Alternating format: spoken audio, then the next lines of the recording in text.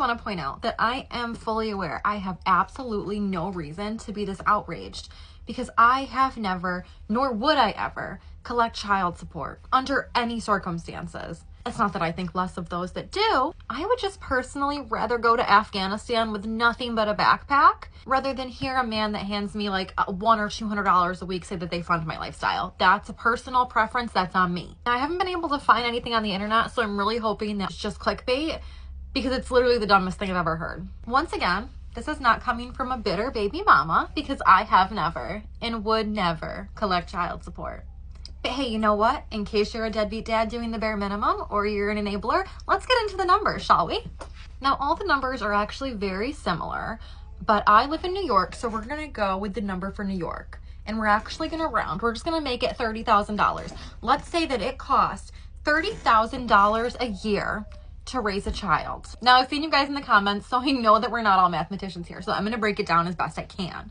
So if it costs around $30,000 a year to raise a child, half of that cost is $15,000.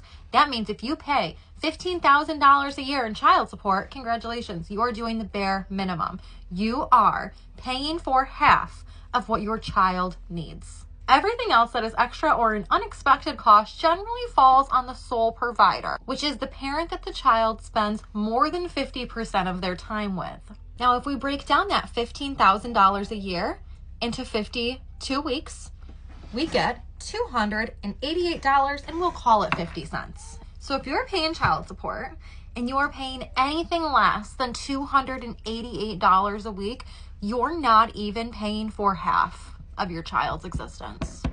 You're not even doing the bare minimum.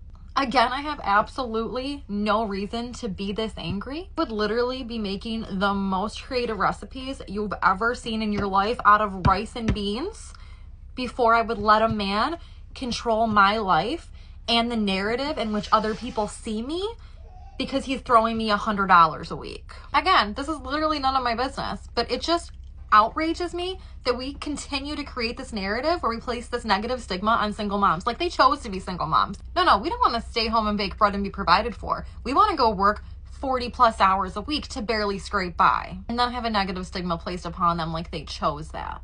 It's literally disgusting, and it outrages me in ways that I can't even explain.